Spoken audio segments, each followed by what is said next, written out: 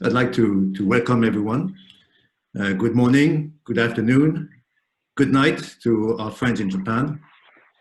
Welcome to the Kayrros webinar on stopping methane. What are we waiting for? I'm Antoine Half. I'm a chief analyst and one of the founding partners at Kayrros. Thanks for taking time to join us and to discuss one of the world's most urgent challenges and how technology can solve it. Today, the world is at a juncture. The bad news is we're running out of carbon budget. Despite growing awareness of global warming, despite progress among governments on the need to do something about it, things are actually getting worse. Why? In part, the level of ambition agreed by the various governments may be not bold enough. The right policies needed to deliver cuts may not be in place. But a big underlying factor behind the lack of progress has been the lack of transparency on emissions. Until now, we could not really measure adequately our emissions and identify their sources, and this was especially true of methane, which is one of the biggest contributors to climate change. This problem is well understood, and there's many initiatives out there to build capacity to track emissions, including methane, via all kinds of means: ground sensors, planes, drones, helicopters, satellites, to close the knowledge gap on methane emissions. Kayrros is at the forefront of these efforts, and today we are able to, for the first time, systematically detect large emissions of methane around the world, to measure them, and to attribute them to their sources. Many of these come from the fossil fuel extractive industries, oil, gas, and coal. This is a milestone in the fight against global warming, and first time unlocks a real potential, very large actions in greenhouse gases.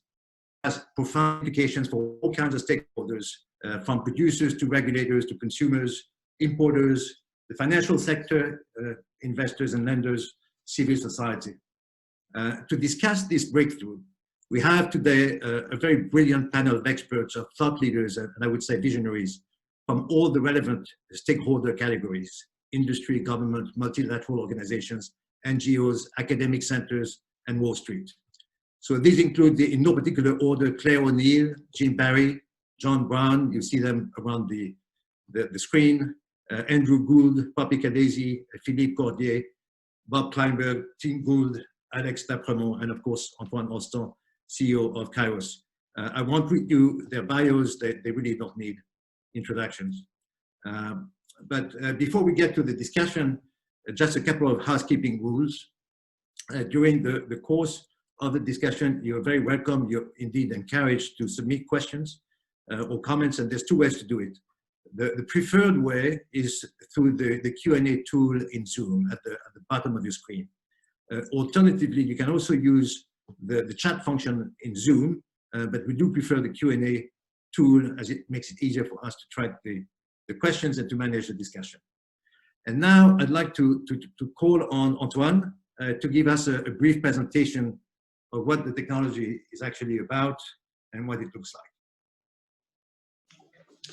Thank you, Antoine, and good morning and good afternoon to all panelists and participants. Today, July 28th of 2020, is a great day for our planet. As Antoine said, for the first time, we have the means to stop methane leaks, a powerful greenhouse gas that is completely out of control. By leveraging more than 5 different constellation satellites from NASA, ESA, and private companies, we can now detect, quantify, and attribute large leaks of methane globally. I think it's an end of an era where methane, the largest contributor to short-term warming, was completely out of control. Like CO2, methane is invisible, but unlike CO2, we have no proxy to estimate emissions. CO2 comes mainly from burning fossil fuel, and we know how much oil, gas, coal we produce and where we burn it. So we know the emission of CO2. And with all this knowledge and all we try to do to limit emissions, CO2 concentration has still increased by 140% since the beginning of the industrial era. Methane, at the contrary, can come from many, many sources, from some very small leaks in our kitchen to very large during transportation and production and transportation of oil and gas. As a result, most people thought it was impossible to track methane, resulting in a careless environment without proper regulation and control, and leading to a plus 259% increase in concentration of methane in the atmosphere since the industrial era. We can say that until now, methane, a very powerful greenhouse gas, was out of control. Today, it is what we call the Kayrros, what the ancient Greeks called the Kayrros, the moment of opportunity. We are announcing today the release of a technology, the first technology to automatically detect, quantify, and attribute precise large leaks of methane globally. Our technology scans the world every day and can detect large leaks of methane and attribute them to whether man-made or anthropogenic or natural sources. On this chart, you can see a map of the methane leak that we have detected in 2019 and that we can attribute to energy and fossil fuel infrastructure, so anthropogenic sources of methane.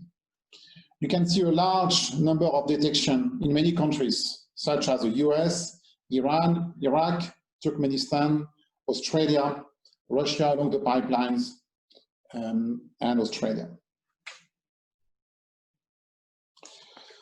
Our technology focuses on large leaks over 5 tons per hour.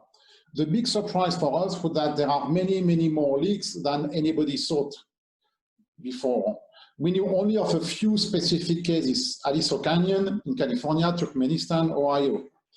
We found 790 large leaks in 2019 alone, just over energy assets. We have also found several hundred more leaks over landfills, marshlands, and other industrial areas. The good news is that most of these leaks could be easily eliminated by changing operating procedures. The leaks Kayrros can track in the oil and gas industry alone add up to over 10 million tons of methane every year, which is around 1 gigaton of CO2 equivalent over 20 years. And that represents the overall CO2 emission of France and Germany together. If we can eliminate these leaks, we will go a very long way in fighting climate change. I will now go in some example of our technology. Here you see an accidental release of methane in Algeria that was confirmed by Sonatrach. The plume on the left is seen by Sentinel-5, 5P, Copernicus satellite, and is 150 long. It's a very large, it's a huge plume, and the quantity released has been quantified at 53 tons per hour.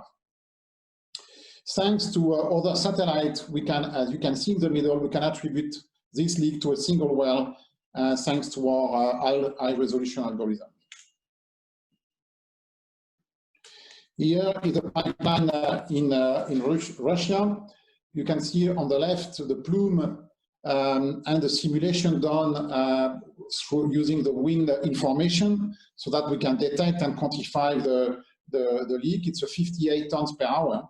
And then in the middle with another satellite, you can see the precise location of the leak that comes from a set of valves along the pipeline. We've talked to Gazprom, and they confirmed that this leak was a controlled release during scheduled maintenance of the pipeline, and was duly reported to the state authorities. Here is the famous leak of Aliso Canyon in 2015. Our technology could have detected the leaks a couple of days before the official announcement. The important fact here is that our technology can go back in the past almost 10 years. So we'll be able, thanks to our technology, to look at all the potential methane emitting facilities and reconstruct the past and see, if something unusual has happened in the past. We don't see methane only in oil and gas. We have detection of our coal mine. This is in Australia, quantified at 37 tons per hour. Obviously, these leaks increase even further the environmental footprint of coal. But we also see large concentration of methane over large cities, probably due to pilfering, damaged distribution network, and open pit landfills. The emission rate overall of Karachi is over 150 tons per hour. The question we ask ourselves when we discovered all these leaks in the last few months was, what do we do with this? Is it a bad news? There are many, many large leaks of methane, or is it a good news? We can actually reduce emission and increase our carbon budget. I believe it's both, but predominantly good news. If regulators, investors, and operators work together, we can collectively achieve in a very short period of time the largest contribution ever to our carbon budget.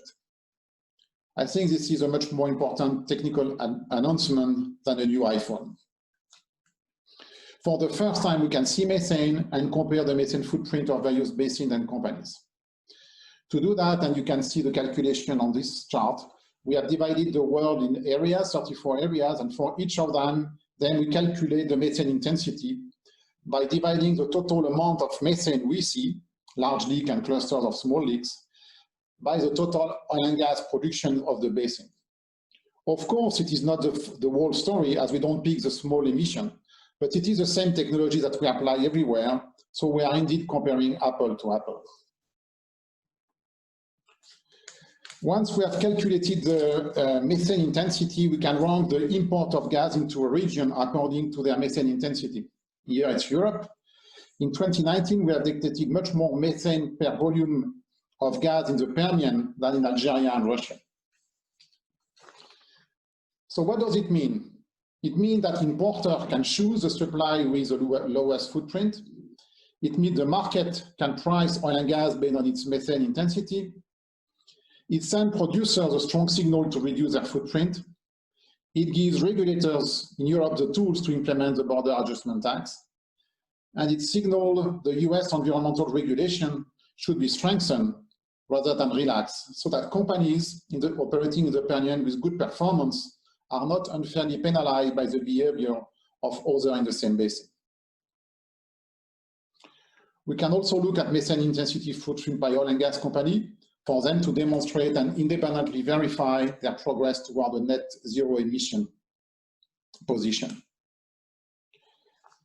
As I said, today, July 28th, is a great day for the planet. We now have the much awaited technology to detect, quantify, and attribute large leaks of methane. It is the beginning of a journey, not the end of it. Going further, we will need to keep peeling the onion and create the technology for medium and small leaks. This is where high-resolution images, satellites, aerial campaign, drones, handheld devices, and ground sensors will play a great role. Yesterday, I was presenting these slides to my 23-year-old son, who used to look at me as a boomer who does not care about the planet. And when he saw these slides, he had only one word: merci. Merci for the planet, merci for our generation, merci for all of us. On my side, I also would like to thank all of you panelists and attendees for participating in this webinar. The only thing I urge you to do is to spread the word. Let the world know that we can finally do something about the worst contributor to global warming. Thank you, and I can now hand it over to Antoine and the panel. Thank you, Antoine. Before we discuss, we examine the implications of this technology, I'd like just to spend a couple of minutes on the science part and maybe call on Alex. Alex, you're one of the co-founders of Kayrros. You're a scientist, a leader in artificial intelligence and machine learning science. How can you explain that Kayrros, a company that doesn't have any assets, doesn't have any satellite fleet, has managed to extract from existing satellite fleet signals that others have not extracted before? What's the secret? I think from a technical point of view, The key idea here is that we do not need to wait for the next generation of satellites to do something and do mitigation. And the reason for that is that Sentinel-5P, which is our main detection tool, locates a large leak within a 5 by 7 kilometer pixel. So of course that's not enough to do attribution, but the truth is that we spend a lot of time looking at the oil and gas industry in the last few years, and we have a lot more information than just Sentinel-5P. We have flaring, we have very fine-grained information on completion data, we have high-resolution images, and when you mix all that, suddenly you can do attribution. And if you can do attribution, you can start to do mitigate, basically. So on large leaks, at least, we can do it now, even with the current tool we have. So there's no need to wait for a potential next generation of sensors. So it's not just about the hardware, it's also the software and the experience we've acquired over the last few years looking at the oil and gas sector. The breadth of information. So mixing sensors is the key. Bob, you spent, I think, by your counting, four decades, I think, at Schlumberger, and you've looked at these issues very closely. You continue to do so at Columbia University and Harvard. How would you say this changes the conversation around measurement, attributions of leaks, but also the priorities of abatement, the policy priorities of the industrial priorities in terms of what we can do to really move the needle and what we should do first, what we should concentrate on? Yeah, excellent question, Antoine. You know, way back in 2016, when the United States promulgated the world's first methane emission control rules, there was a standard that you had to detect 30 grams of methane per hour, a leak at 30 grams of methane per hour, which is like a pilot light on a water heater. And a great deal of effort was focused on very tiny leaks and sort of tightening up every bolt on every flange. I think what Kayrros has demonstrated is that we really need to be looking at the very largest leaks, because that's really ones that are going to be most important to fix and solve. And the numbers that Antoine presented just now were just amazing, really. It's a fairly substantial portion of the entire methane budget as documented by various top-down surveys. I think the real challenge, though, is sort of integrating the entire spectrum of measurements. So, you know, Kayrros does 5 tons per hour or more. Ground-based measurements, like I say, tens of grams to a few kilograms at most, maybe. And then in the middle, you have the aircraft, which is basically 1 kilogram to the biggest they see, generally speaking, on their surveys is about a ton per hour, with some larger. But I think we need some way of unifying this whole spectrum of estimates to find out where we need to be devoting our effort in terms of solving the problem as a whole. So I think that's a challenge that's in front of us, and I think that's a challenge for the academic community mostly, but certainly the Kayrros data is an essential part of that. Thanks, Bob. And how would you say this fits within the scientific universe of research? The various initiatives, there's an alphabet soup of initiatives. Well, you know, one thing I'd say is that just comparing the TROPOME package, which Kayrros analyzes, with satellites that are coming up down the road, very interesting comparison, because GHGSat, for example, which has already launched 1, I think 2 is on the way, and with a target of 12 satellites in orbit, and MethaneSat are both sort of very small scale, I mean high resolution type measurements, which are very important, but they don't give the full coverage that Kayrros sees. And you know, like you say, you're looking everywhere at every nation, whether they want to be seen or not, on a daily basis, modified, of course, by cloud conditions and surface reflexivity in the infrared, as I've pointed out elsewhere. So, you know, we're dealing with a unique data set here that will not be replicated as other satellites collect data and are launched. They're going to be interesting and different, but this is a unique data set. Thanks. There's a lot we could explore and we could dig deeper on this subject. In the interest of time, I think I'd like to move on. And I'd like to call on John. So John Brown, I think perhaps no other oil and gas CEOs has thought as deeply and as early on the issue of climate change as you have at BP. And this is also something you've looked at in terms of you're thinking about the role of technology and engineering in deciding the future of the world. The subject that you touch on in your most recent book, Make, Think, Imagine. Could you tell us how you see today the challenge of global warming and methane and the role of technology in getting around these issues? Antoine, thank you. Good afternoon. I'm not wearing a safety harness to keep up with Antoine Rostand and his company, but I wish I'd had better sensors, and then I would not have broken my shoulder. So good afternoon. I'd like to make 4 very simple points if I could.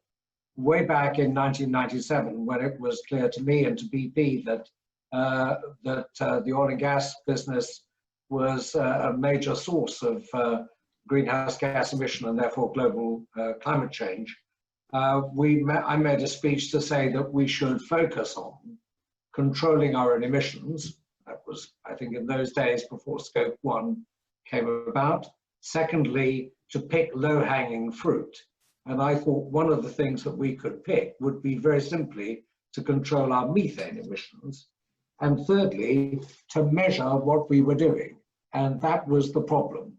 How could we measure what we were doing? Because it has always been the case, and it remains the case, that what gets measured gets done. And without the measurement, we can do nothing. So I think the focus on low-hanging fruit, big emitters, and really getting pressure on people to reduce the sources of methane from big emissions is very, very important. Of course, there are plenty of other places we can go to, but we've got to handle that first and then go elsewhere. Secondly, there's been a very big change, I think, in the last few years about the relevance and the salience of ESG reporting. I still think it's in its early days. It's trying to find its feet. There are plenty of different people measuring and managing ESG reporting, but it is touch haphazard in that there are plenty of different standards, different ways of doing things.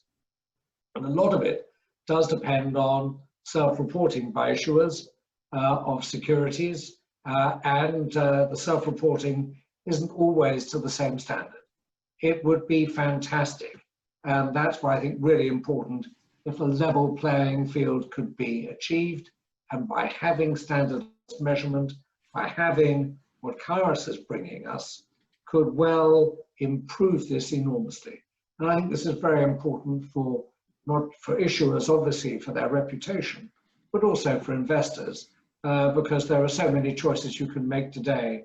Why would you want to invest in a company that's doing the wrong thing? You just wouldn't want to do that. And I think the market is actually showing that by really demonstrating that they're not investing as much as they used to in hydrocarbon energy stocks. ESG, I think, will continue to be very important, and I think more and better measurement will make it much more relevant and much more stable for the future. I think the third point I want to make is just on generally on fuels and technology. I'm very struck by the fact that when you look at the 3 principal hydrocarbons that go into our energy mix, you can see that oil consumption is going down percentage of GDP by around 1.5% a year. It's been going down for a very long time. It's becoming more and more efficient.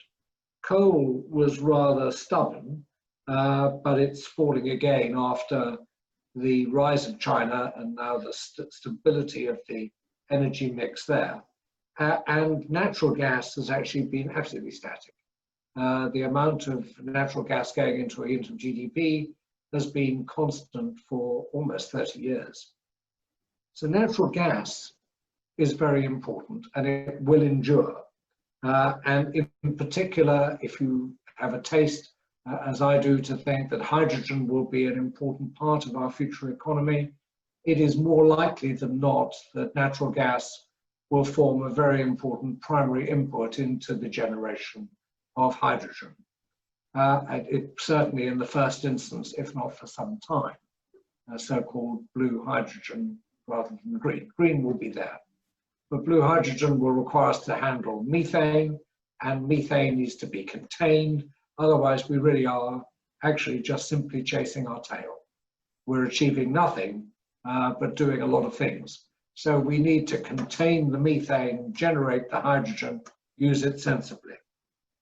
And finally, of course, as we see the world developing today, and this is partly hope, but partly, I think, observation, is that I think after our experience that we're still going through with COVID-19 and understanding how the forces of nature can do damage to humanity far in excess of anything that human beings can do to themselves.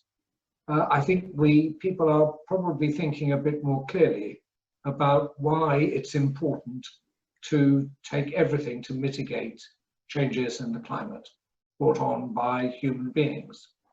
This is important, and it will be reflected in policy, and policy therefore will rely on measurement, and measurement is really important to get the right policy in place. You want to tax emissions, as indeed I think they probably will be and should be, then you need to know what they are, where they are, who's doing it. And this is a great contributor to this particular move.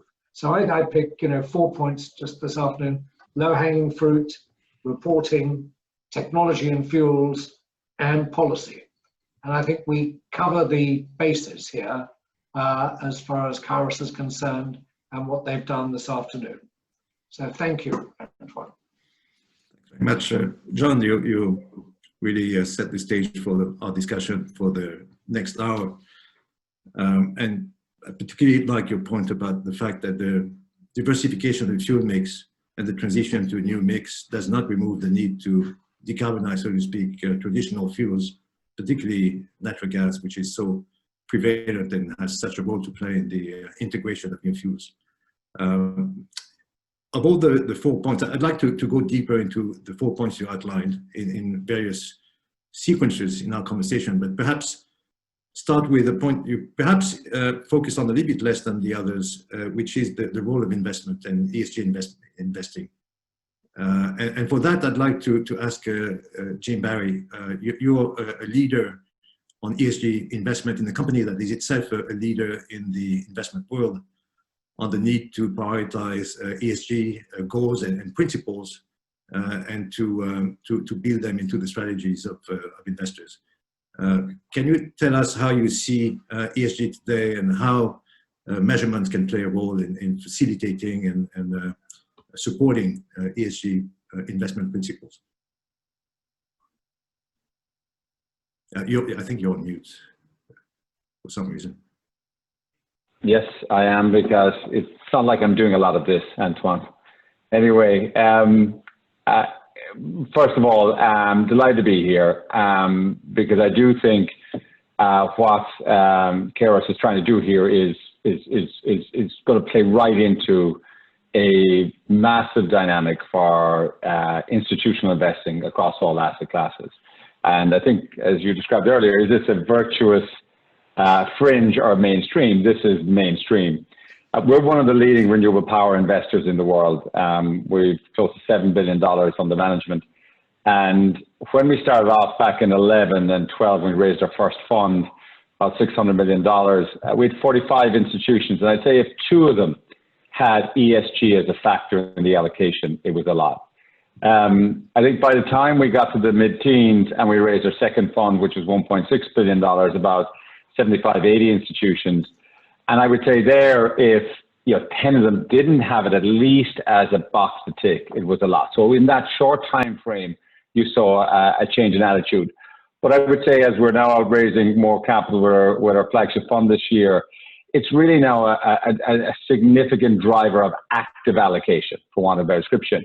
And I would say to you, the teams making the decisions around the allocation, I would say to you, as they kind of responded to dictates from their boards and investment committees, 5, 6, 7 years ago, they paid lip service. Okay, we got to do something. But now I think the really smart investors are coming at it from the perspective of seeing it as a risk filter on investment, and thinking about risk that either are here today or over the medium and long term. And I think as managers like BlackRock, you have to respond to that. And BlackRock itself, in January, announced that it was putting sustainability at the heart of all its investment activity, with a goal of having $1 trillion of specific sustainable product by the end of the decade. But I think more than that, you're just going to see it integrated in all investment activity, particularly from the point of view of this risk. Specifically on climate change, within that ESG complex, I've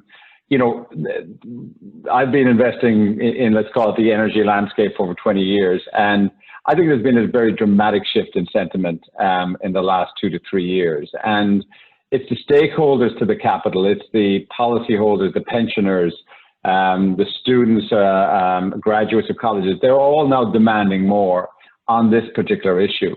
And I think that, and effectively the trustees are responding. And it's not all equal.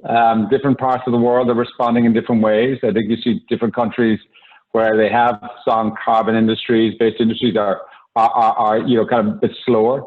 But certainly the days when I got booed off the stage talking about climate change in the United States, bar and odd state, has definitely moved on. And I think that's very material for us as we think about risk, which gets to the importance of information and data. And why having transparent, objective data that we can use to underwrite our investments, assess our investments, is absolutely critical. I'll pause there.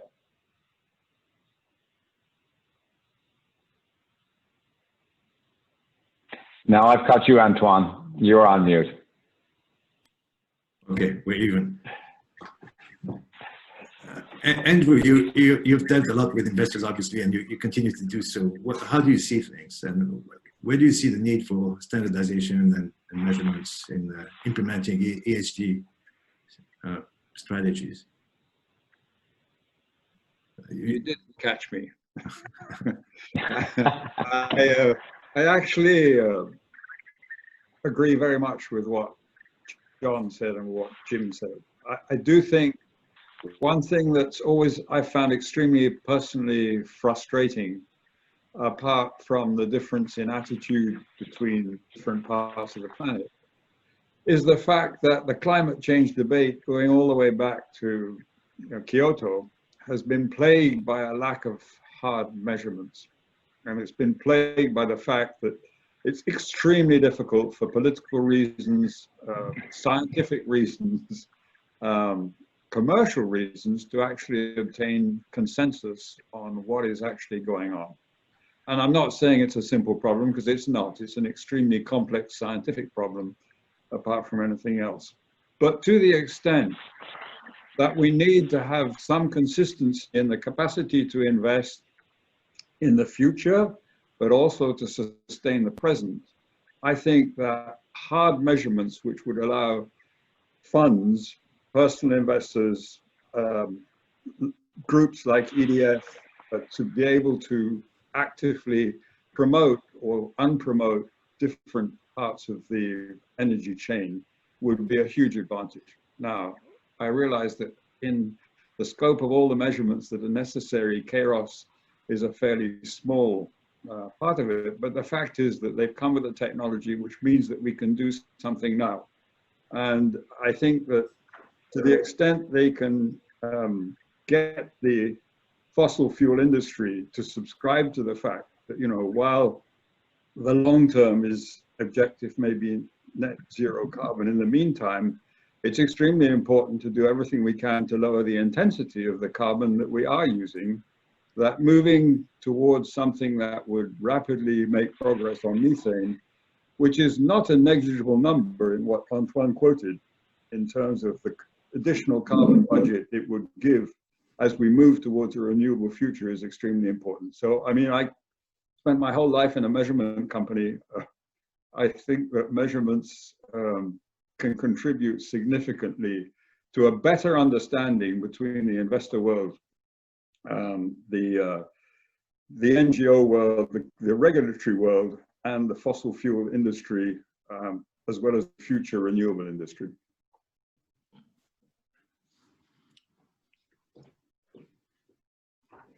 Jim, one of the things that strikes me is the IEA, where I spent a number of years, and I was your colleague for a long time. Started as an oil security organization and has now become very vocal about the need to deal with methane emissions. And it strikes me that perhaps what Andrew and Jim just talked about speaks to the connection between the two. That perhaps if we manage to clean up oil and gas emissions, we can open up the space that we need to continue to generate this source of industry, of energy that we need for development and for access, energy access where it's needed. So we can reconcile the environmental objectives that we pursue and the need for energy and development. Is that how you would see it, or how do you see the connection between those two seemingly conflicting agendas? Thanks, Antoine. And first of all, I mean, great credit to Kayrros for what they've achieved. I mean, this is just a huge step forward in transparency. Kind of, we assumed that these were there, these leaks were there, but we'd never been able to pinpoint where exactly. So credit to you all for this. I think, you know, the crucial thing for us is that this does move the needle when you're talking about the potential for global warming over the course of whichever period you want to talk about. From our perspective, we did some calculations. We think that around 80 million tons a year of methane leaks to the atmosphere from oil and gas operations. We think that roughly 3/4 of that is technically possible to abate. And we think that just depending on the gas price, somewhere between 1/3 and 1/2 can be abated at no net cost, because the cost of the abatement measure is less than the value of the methane that can then be marketed. And we ran some numbers to see, well, what difference does that make if you abate all of that, you know, the stuff that comes at no net cost? And what we found was that it has the same implications for global temperature at the end of the 21st century as you would get from immediately shutting down all of China's coal plants and replacing them with zero carbon electricity. So the first reason why we pay attention to it is because it's important. It's important for all sorts of reasons. And indeed, you know, if you do tackle that issue, then, you know, you allow for a constructive role for natural gas in some of the development side and some of the other, you know, elements that, you know, things that natural gas brings to the energy system, some of which can be difficult to replicate right now with low carbon technologies. Thanks. We're getting a lot of questions from the audience, and I've tried to summarize them and to regroup them in key categories. There's a few questions about what this all means for US LNG, and including the question of are high emissions in the Permian inevitable because of fracking and the so-called shale or tight oil industry, tight gas industry. Who would like to take that? Bob, maybe, or Andrew? Yeah, I'll tackle that first. It's not fracking per se, but in the Permian, the problem is that these are oil wells with a great deal of associated gas, which is, a lot of it is marketed, but there's a certain fraction, several percent, which is not marketed. It's considered waste, so you have enormous amounts flaring. And that also implies that the people who are flaring aren't really very interested in keeping the gas in the pipe, as Tim Gould just pointed out, one would like to do. There is, in fact, no kind of market for it, in the sense that the cost of transmission to pricing hubs is greater than what you could get there. So it's a little bit sloppy, and it needs to be tightened up, as several people have pointed out.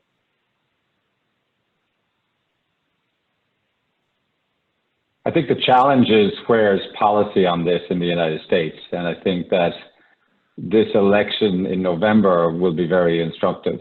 And it's not just about the White House, but it's also about the Senate.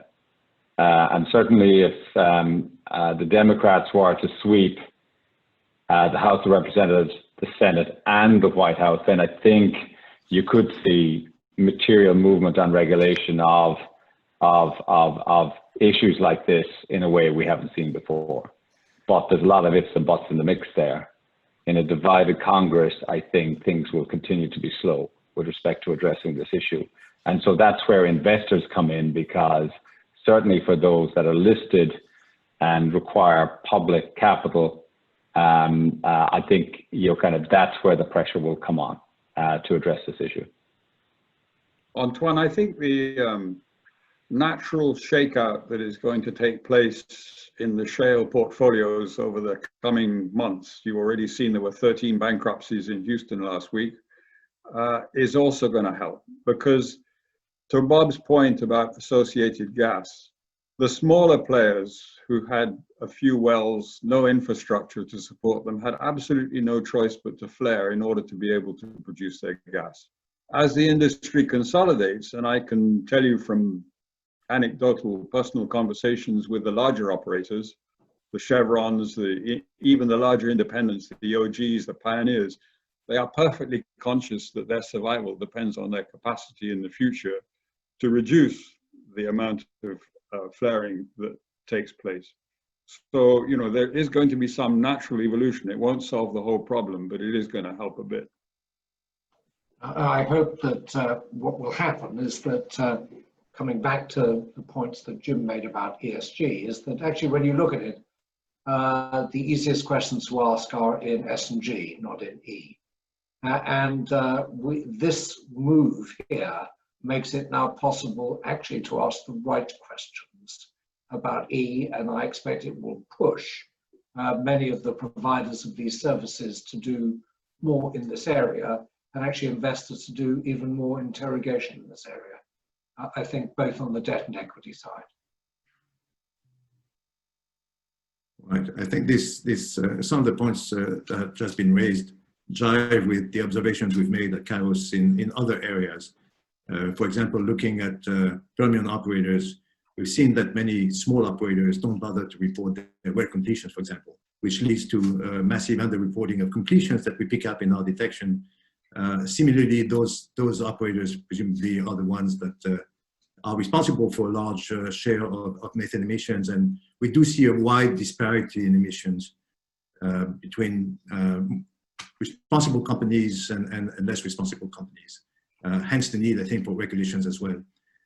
Before going deeper into these issues, I'd like to maybe backtrack a little bit, and we have a question that somebody raised about the point that Antoine made about the capacity to go back in time with our technology and monitor emissions going back a few years, nearly 10 years. How can we do this is the question. Antoine, can you elaborate a bit? Yeah, we use archived imagery. So the good thing about satellite imagery that a lot of satellites are taking a picture of the world every day or every 2 days on a regular basis, and the images are available. So once you have the proper algorithm, you can go back in time and do the analysis on the images and detect. It's what we've done with Aliso Canyon. So we had the algos, we came back to the event, and we've been able to trace exactly where it was coming from, and point out that the leak happened several days before the official recognition. So it's a very powerful tool. It's not that we travel in time, you know, it's not yet in the Kayrros portfolio of technology, but de facto in terms of monitoring, we can go back, and that's very powerful. Okay, great. So our discussion naturally touched on a lot of policy issues that came up in the discussion just in the last few minutes. Perhaps we can try to address this more in depth and systematically. And here, Claire, as Minister of Energy and Sustainability in the UK, you had hands-on experience about trying to move the needle and get results, and trying to get the to implement the Paris COP21 targets. What's the reason for the lack of progress, and how can we do better? Thank you, Antoine. Yeah, I had several years as the UK Minister for Energy and Clean Growth, and then as the COP26 President Designate. And I think that experience left me a little depressed, a bit of a cellar, I think, of governmental processes when it comes to solving some of these problems. And there were really, I think, three key impediments to process. The first is, you know, the policy world, both domestically and internationally, very much operates on a nothing is agreed until everything's agreed principle. And that means that, you know, while emissions have almost doubled since the first Rio Earth Summit, and if you check the Keeling curve today, we're up at record levels for today's date at about 413 parts per million for CO2. You know, the process is still very much stuck in a kind of zero-sum game where we're not focusing on the transparent measurability of things like methane. We're arguing over literally the colour of the grey scale in the tabs that form the tables in the Paris rule book. And I think this is part of the problem. There is a huge amount of inertia built in. The second, and others have alluded to this, Lord Brown and Andrew, that, you know, we've made the perfect the enemy of the good in so many discussions of what we actually need to do. And in this space in particular, we've been chased out of the solution space by an awful lot of very powerful voices, particularly when it comes to this desperately needed switch the world out of coal and into a lower carbon energy generation mix. And I thought Jim's points there about, and Tim, about, you know, what the methane prize is worth. We've had problems thinking about the role of natural gas as a transition fuel and how that features in the energy mix. And we've also had problems trying to understand the role of carbon sequestration, whether it's natural forms or whether it's through CCS or other forms of carbon capture. And so we haven't allowed ourselves really to have these sorts of conversations and actually come up with the solutions that we need to do. And lastly, we've governmentally been really slow to spot new technologies and work out what opportunities they can give us to help solve the problem. So much of our conversations are built around, you know, building capacity for observations of climate projects rather than actually using the technology that we're now starting to see. And for me, methane, you know, it's clearly a focus. In fact, the OGA have done some good work on this in the UK, but globally it is something that is eminently fixable. And for me, it's very much a license to operate issue, one that we absolutely should be trying to solve to ensure that we can move forward with our solutions.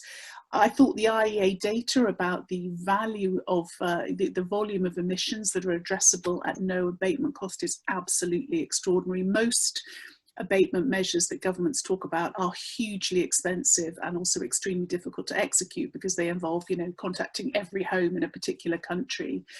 You can also count methane capture, methane abatement in country national determined contributions. So there's a really positive role for play for countries who can then improve, if you like, their offer under the Paris Agreement. And we now have this top quality transparent data. I mean, it's extraordinary to me that the global emissions of CO2 are 2 years out of date and are based very often on hypothetical modeling rather than real-time emissions. We simply don't have a good source of emissions data like the one we're talking about today. A conversation has come up a lot about regulation, and I think you only have to look at the flaring rates on either side of the North Sea basin to see, you know, the UK is low and getting better, but UK flaring is about 10 times higher than Norwegian levels because of this long-term focus, regulatory focus on having very low emissions operations in the Norwegian side of the basin. And of course, the EU's focus is increasingly shifting to very powerful regulations on a number of things, including methane. But I go back to the fact that, you know, methane emissions are very geographically concentrated in countries that do not have strong domestic regulatory regimes. And I often fear that when we argue for more regulation, we're just giving ourselves more time to worry about the problem. We've been discussing methane now, as I think you said in your opening remarks, for many years. So I don't think we can wait. I think action like this improves the climate case for gas, which for me is absolutely necessary, particularly in making this urgent coal switch. This is a very low in many cases, a low abatement cost solutions, and we have this pinpoint precision now on what we actually, where we have to act, and then of course how we have to act for what is the most potent but short duration greenhouse gases that we are dealing with today. And I think for this, getting on with this, as the exam question today is, what are we waiting for? My answer is, let's just move out of this circular conversation and have companies, investors, and particularly countries who want to include this change in their NDCs getting on with it. Thank you. Thanks very much. Lots of food for thought here. The intersection of policy and technology measurements is really a fascinating point, and one we focus on a lot, because we do need policy. The market is not always sufficient to take care of emissions, but policy cannot do anything without measurements. Now measurements provide policy with the possibility of achieving results and really getting things done. Poppy, you represent in this panel the NGO sector, the non-profit and the EDF, Environmental Defense Fund, is particularly interesting because it has a unique role as a promoter of policy recommendations, but also as a promoter of science and transparency. And we'd love to hear more from you about this, and also about the intersection, the respective roles of transparency and policy, and the role of the EU in this debate. Thank you very much, Antoine, for inviting me, and big congratulations on this important milestone. I have to say, I only met you all in November, and you presented me your beta products, and you are now going out to markets just a few months after. So the speed that the technology is developing at is something extremely important to understand. The lead times in satellite technology and measurements products is a completely different game than oil and gas projects, which typically take 6 to 7 years lead time. I would like to bring into the conversation two issues. The first one is the role of consumer regions, and particularly the role domestic policies can play in incentivizing producer countries and companies to address their issue. As you all may be aware of, in September, we expect the proposal of the EU methane strategy, which is looking to address both domestic but also imported methane emissions from oil and gas. And as far as I understand, the approach is very, very kind of, incremental. They are looking to get all the measurements right and then decide on whether there would be any policy action on mitigation. As you know, we, as an Environmental Defense Fund, we believe there is a huge role to play for very clear product standards and benchmarks, which will define and differentiate, natural gas products and all gas products, in fact, including biogas and biomethane, according to their methane intensity. As you know, EDF we are launching our own satellite in 2022, MethaneSat, which is hopefully going to bring more transparency and accuracy, but also help on the side of more actionable data within 2025. So our hope is and expectation is that we should be able to see, to increase the global capability of seeing methane emissions at the basin level. And this very quickly moving ecosystem, including companies like Kayrros, but also methane sats.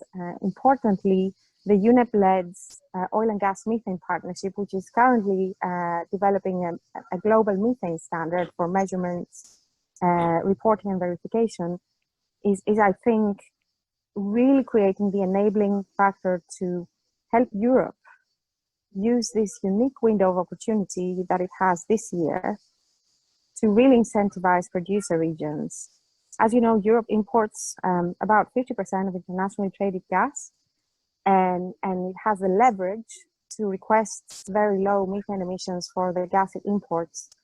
As others and Lord Brown mentioned before, natural gas is not necessarily going to be consumed and used as natural gas, but rather as kind of feedstock for hydrogen. And there can be no future for a hydrogen industry if the methane issue is not addressed first and urgently.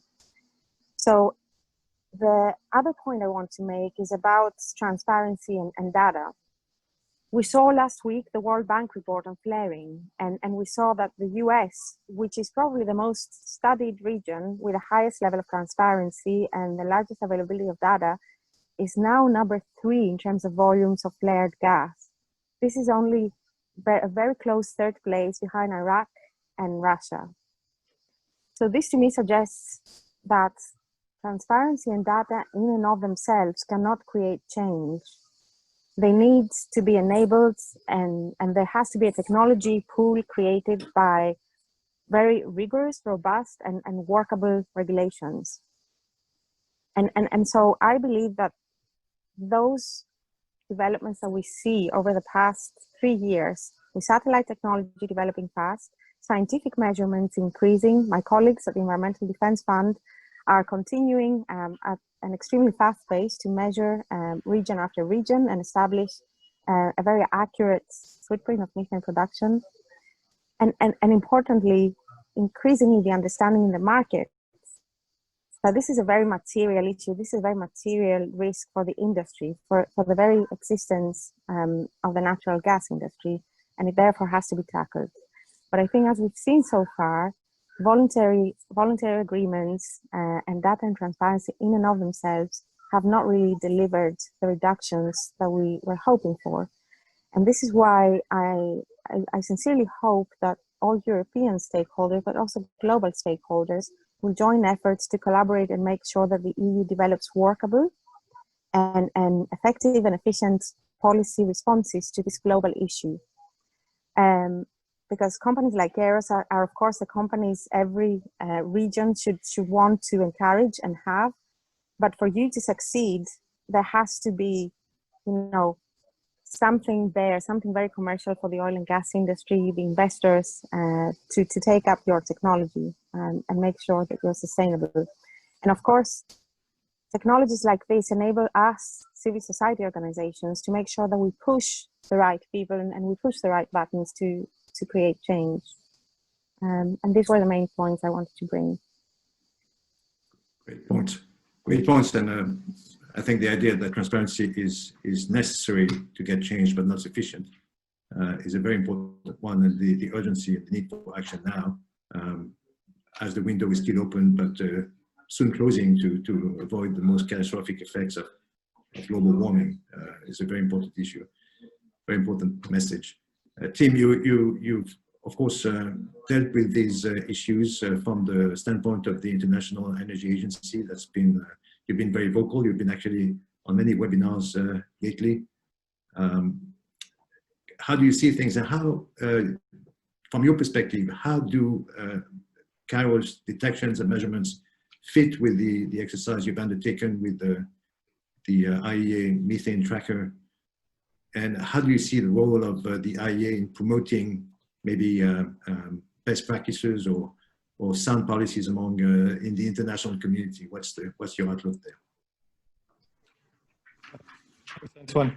I think there's two things. I mean, the first is to say we've gained a lot from the discussion with different Antoines and different experts in Kayrros over the last few months, and we've made an effort to integrate the insights from this work into our own estimates of global methane emissions from oil and gas operations, which you can find in our methane tracker.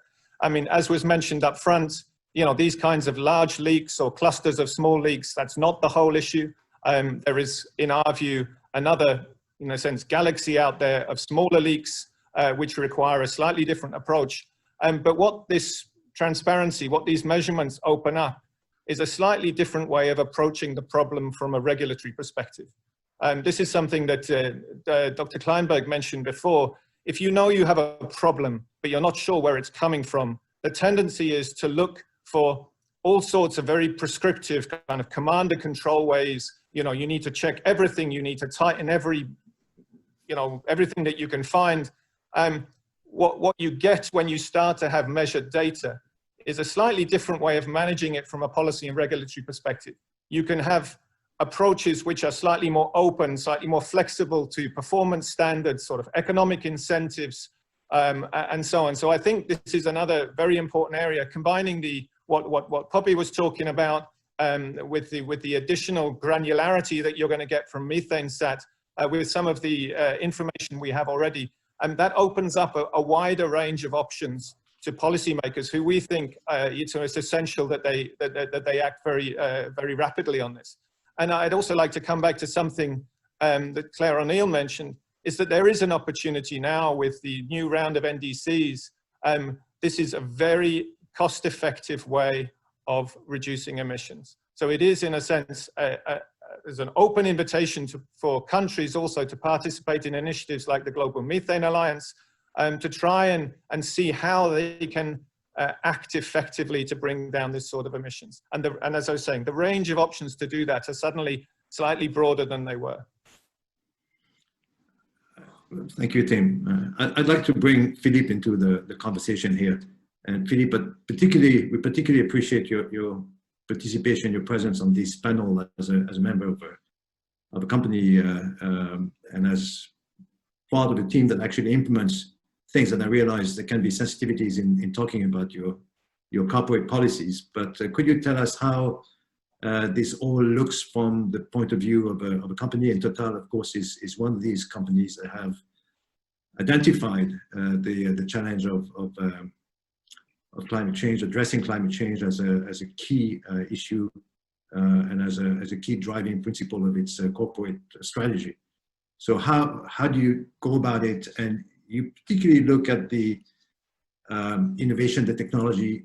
How does measurements fit within your innovation strategy and your way of managing data? Yeah. Well, first, thank you, Antoine, for inviting me to this panel. Well, from the point of view of Total, clearly the energy transition is fully nested in our corporate strategy. It has been said a number of times by our CEO. It's part of our climate report that we issue on a yearly basis. And for us, taking this into account and the global warming is a way to align all the stakeholders that we have, governments, investors, NGOs, consumers, and also a way to anticipate the future, the evolutions of the markets, of the energy mix that we will need to supply to our customers. From our side, on our operations, methane is only 4% of our greenhouse gas emissions, mainly on the upstream part. But we have the chance, I would say, on the methane compared to CO2, that it's much less diffuse phenomenon than CO2. And we can act very efficiently on that. But there has been a strong focus, I want to make one point here, on the oil and gas emissions, but I would like you not to forget the waste, agriculture, and coal industries that are also emitting substantial quantity of methane. We are very good on the operated aspects on our operations. And we also want to push more our partners when we are operated by other assets to do more on that. So it would be more in the best effort. And clearly it's a way also for us to push that. one thing I think is very important, and it has been stressed a number of times before, is today, at least on the oil and gas industry, there's one thing that is missing is the standardization of the reporting. And also the way on measurement and reporting. And clearly there are an effort to be done here. And Methane Tracker is the first step towards this, Methane Watch, sorry. And clearly, if we want to keep natural gas as one of the best source of energy for the quick energy transition, as mentioned by Lord Brown before, we need to be very good at that. And we clearly see all remote sensing technologies to help us at better monitoring and detecting, attributing and quantifying, and then repairing and reporting. And for this, we need to be able to track small leaks, medium leaks, and large leaks. And for that, we need to couple site sensors, drone sensors, and also satellite sensors. Each of them have pros and cons. Some have higher frequency and higher reliability, but they are way too local, so that we can't really measure our all emissions. And we know also that we have also to progress on the offshore detections, because we are significantly exposed to offshore. And here there's a strong need for science to progress on that. And question that comes to mind, and Philippe, I'd like to get your views, but others as well, and John and Andrew and others, I'm sure you have views to share about this, but there's a lot that methane measurements and detections can do from the point of view of operational excellence to reduce emissions and to improve operations. What about the potential for, in terms of benchmarking the performance of a company compared to its peers and competitive analysis? Is that a significant part? Does that play a role? And also investor relations, communications, dealing with the occasional accident that could happen. How can detections, third-party detections, independent detections play a role in this? Yeah, clearly benchmarking is key. But if we don't have a standardized way to report methane, I mean, you can benchmark apples and pears and carrots. So clearly, and if you take the example, for example, of Equinor, that is reporting almost zero methane emissions, it's because they report only operated emissions, and they are only operating in Norway. And basically where Claire O'Neill has mentioned before, that the regulation is very strong on that. We are not operating that much in those regions, and so if there is not a way to report really in the same way all companies, then there will be it will be very difficult for investors to choose who is the, let's say, the best. Andrew, do you agree with this?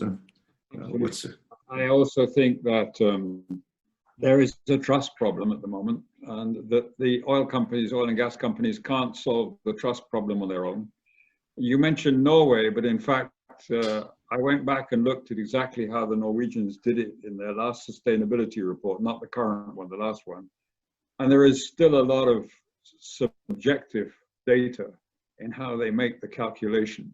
So, you know, to the extent that subjective data in the way they make the calculation, a comparison with how other people do it, is almost impossible. So I think that, you know, Philippe's absolutely right in his description of what is needed. But in the why, I think there's a trust factor that at the moment the oil and gas industry does not have with the constituents, be they investors or NGOs or even policymakers, that can only be overcome if you start to standardize some of the measurement and you have an independent provider. In fact, I had a very interesting discussion with the person in charge of sustainability at State Street, who made the point that they're not going to rely on doing the work themselves or the data that's provided to them by the actual companies, but they are going to subcontract third parties who they trust to actually establish the data for them. I'd be interested in Jim's point of view on this, because that, you know, I don't think we can deny today that there is generally a trust problem.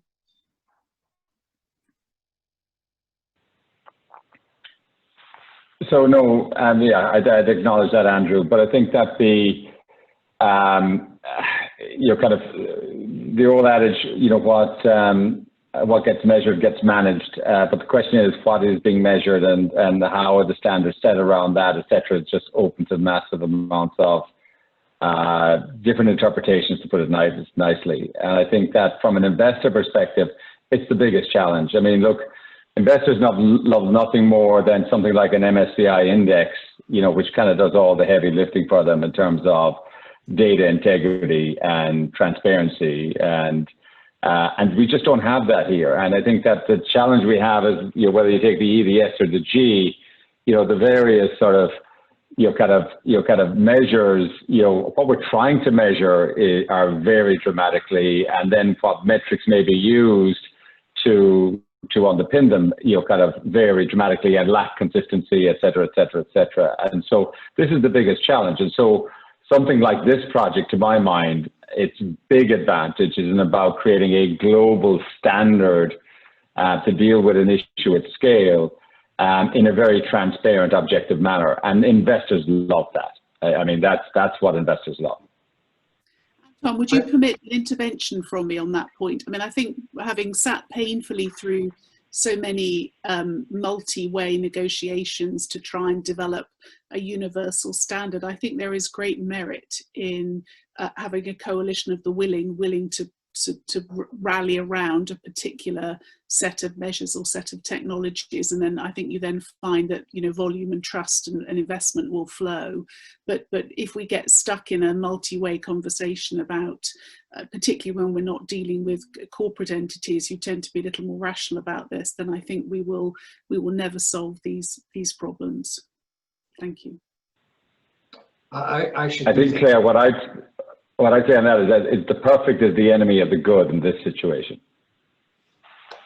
I do think this one, because it's slightly more focused than the overall question of climate change, greenhouse gases, this is a particular.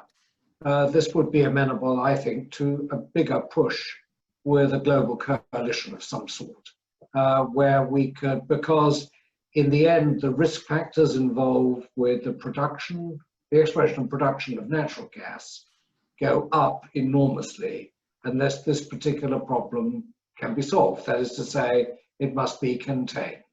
And it is very important for the future. I wouldn't want natural gas to be simply swept away in a no fossil concept, because that would be quite damaging, I think, for the general progress of the world, I would say. And I don't mean just headlong growth, I mean progress for humanity generally. We're getting more questions from the audience, and a couple of them deal with related issues. One in particular is how do you create incentives for mitigation? And there's another one on the role of what role carbon credits can play in methane reduction. So the question is about the intersection of methane measurements and other policy tools that have been discussed out there. Bob, is that something you want to take on, or Tim? I'd happily address, if I may, that. Sure. So I think I saw that interesting question on carbon credits.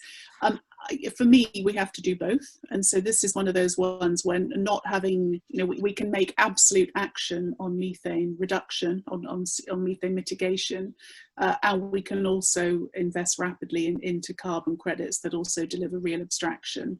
And I think it would be a danger if we started trying to conflate those two networks, because we won't abate as rapidly as we otherwise could. If I may. I'll weigh in on that question, at least briefly. I've been looking very carefully at global warming potential, which is the way that the Paris Agreement and the Kyoto Protocol equated quantities of CO2 emissions and methane emissions. And I'm very much coming to the point of view that we should be looking at the larger number. The 20-year global warming potential is a more meaningful one.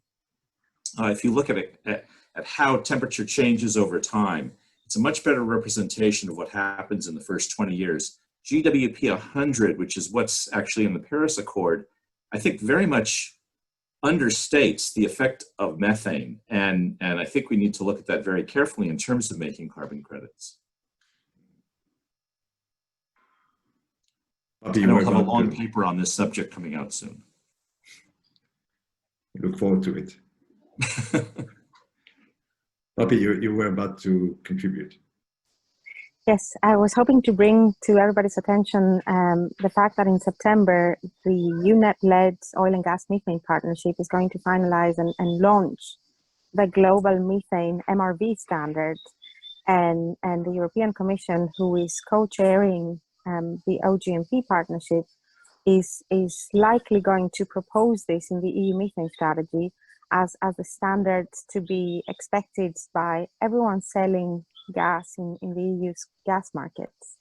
And so in terms of incentives that work, I believe that energy policy has a lot of these tools, which complements in a very operational way what climate policy does. So I think product standards and some form of a merit order of types of gases sold.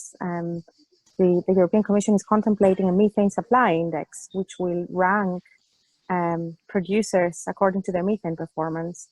I think all these changes in the gas market design can be very powerful tools, as they can have very material effects on producers' bottom lines.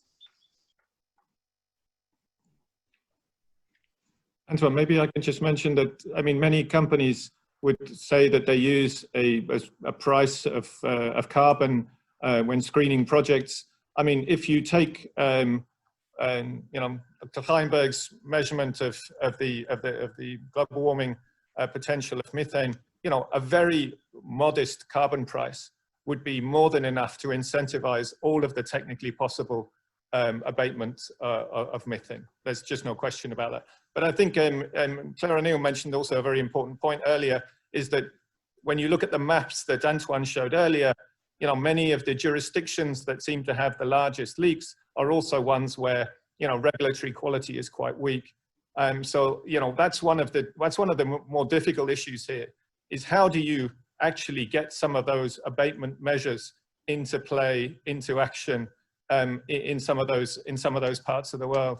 And there, I think it's also very much a question of what the leading companies can do, what they can do with some of their non-operated assets, their joint venture partners and so on. How can they spread some of those best practices through the industry as a whole? It's not just about their own emissions performance.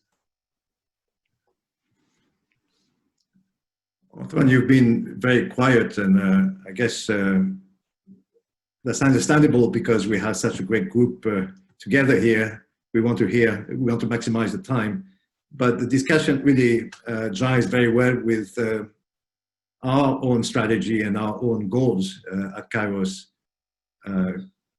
Perhaps you want to elaborate a bit on that. Yes, thank you for taking me off guard, Antoine. I just would have to, you know, clearly there was this notion of coalition of the willing, and I think this is why we are all together, you know, today. We try to have on the panel operators, regulators, investors, the industry, and if we can get momentum and keep going after this webinar to have more companies, more constituencies, understanding what we can do, I'm sure we can really do something about it. So I think it's Claire's idea of having a coalition of the willing is something we should pursue, and we'll try to keep it moving. I think in our strategy, you know, we really want to be the reference for measuring methane from the sky, but we also, and maybe Alexandre can elaborate on that, we also want to do the same on the carbon, you know, credits through biomass and reforestation. We can really, today we can measure methane from the sky. We see large leaks, but we know that in a couple of years we'll see medium and small leaks. So the momentum is here. The other R&D effort that we are pushing today is to really quantify the amount of carbon that is captured by a natural sink like forestry. Alexandre, you want to elaborate on that? Yeah, just in a few words. So we can basically do for biomass what we're doing now for methane. So a new set of sensors that have been launched recently allow us to precisely measure the actual carbon content of forests and basically follow that in real time, which means we can do precise carbon compensation, which is something that has started already, but not to that level of reliability. So that's probably next on the agenda. Very good. We do have some few questions coming in. So one is, what are the other gaps to be addressed in company reporting on ESG standards? So I guess we touched on some of that, but is there more we can say, Jim, maybe on this issue?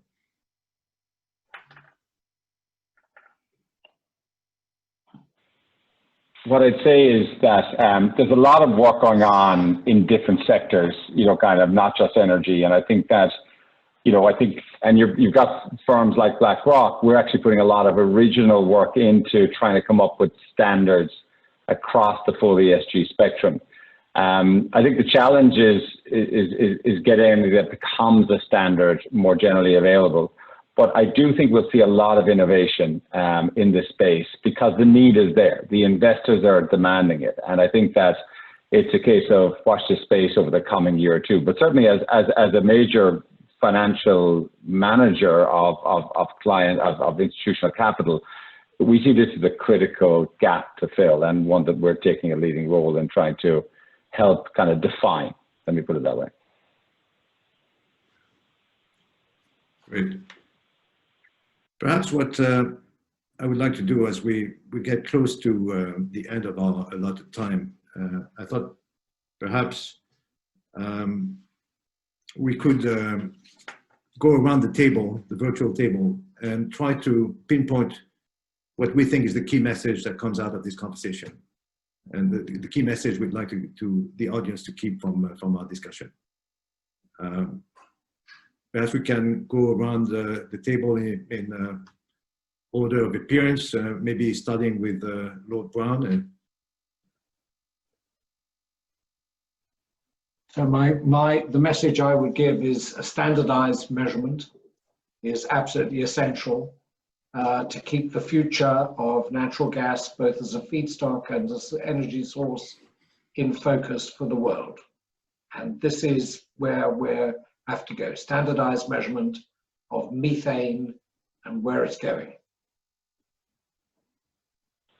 Thank you. Andrew? I completely agree with John. I don't think we can make progress in any of the constituencies that we've outlined. That is to say, public policy, regulation, investors, or perhaps most critically, the oil and gas industry itself, unless we have a standard that allows us to measure what we're talking about that people agree on, which, as Claire's pointed out, is an extremely difficult task. Claire, since you came up. Thank you. I think this has been a backstory for the oil and gas industry for many years, and we are now in a situation where we have the tools and I think the stimulus both from within organisations and from consumers increasingly, and particularly from the investment community, to say we can now get on with it and making a profound impact on the most potent form of greenhouse gas, frankly at a time when I think the world is in stasis when it comes to making progress on CO2 emissions, and not waiting for permission or regulation to do that would be a remarkable step forward. Philippe? Yeah, I would agree with Lord Brown and Andrew Gould on standardization. It's measurement and reporting. that's really the key. All regulations, policies, and so on will come naturally after that. Poppy? As I mentioned before, we fortunately have a global methane MRV standards, which companies like Total and most of the European IOCs have signed up to, and is due to be agreed in September. So I would say that we may not know absolutely everything now, but we have all the important building blocks in place. We have a global MRV standards, we have the technology, we have consensus among industry, NGOs, and investors that this is an important issue. And very soon we will have a range of regulations and policies that will help complement and accelerate this ecosystem. So time is of the essence. This is a very easy problem to solve compared to other problems in the oil and gas industry, and there is no reason to wait. Great. Tim? Well, thanks. So I would say to you, oh, sorry. Sorry, Tim or Jim? Tim, you fire away. Sorry, Jim, please go ahead. So I was just going to say that from a capital perspective, sustainability or ESG integration in the investment process has moved from nice to have to permission to play. And that's going to drive the need for the standardized measures, not unlike what we're talking about today, from an investment perspective. And this will continue to evolve such that where kind of what's seen as something additional to investments today, it is just going to be part of what we do every day within 10 years across all the asset classes. Great. Now, Tim? Thanks, Antoine. For me, the key from this is, or the key message from this is that transparency is coming. So it will be increasingly difficult to hide from poor upstream practices, operational practices. Likewise, in the midstream, there will be evidence that we can point to from companies like yourselves, which allows us to demonstrate who is taking action and who is not. And that's an extremely important change and compare with where we've been in the recent past. Fantastic. And now maybe the house view from Alex and Antoine. Alex? Yes, so from my side, I think we should remember that the information is here now. Of course, we'll be very happy users of the next generation of satellites, but Sentinel-5P is much more than a prototype, and we should start to use it.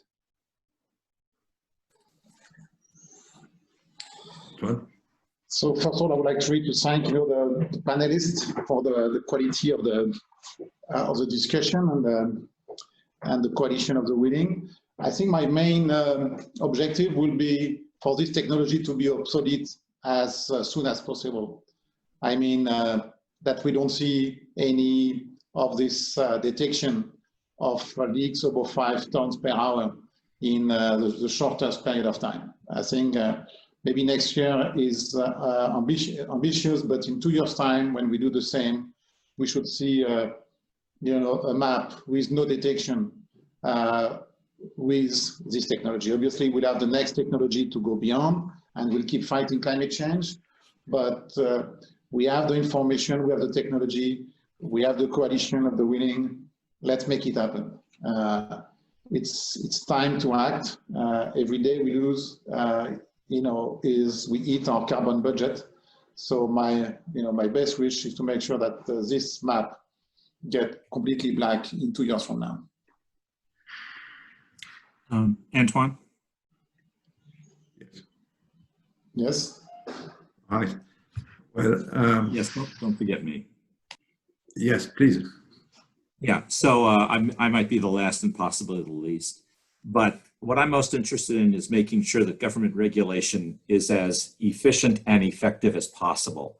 And that means knowing where the problem really is. And I think it's still an open question whether the problem is going to be solved by tightening 100 million bolts on 100 million flanges or finding every single leak greater than 5 tons an hour.